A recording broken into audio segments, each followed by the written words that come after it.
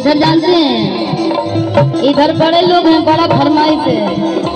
अब तो हल्ला हो जाएगी चाहिए।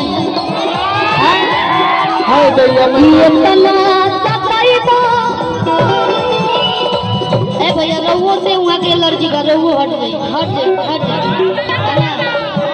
रानी जी मैं तो आपकी दीवानी हो गई।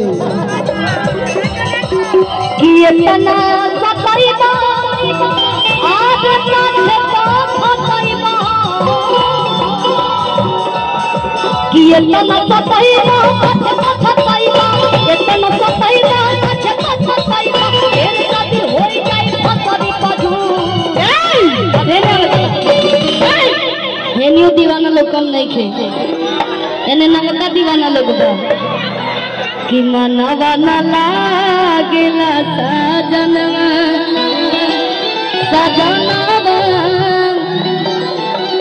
कि मनवा न लागेला।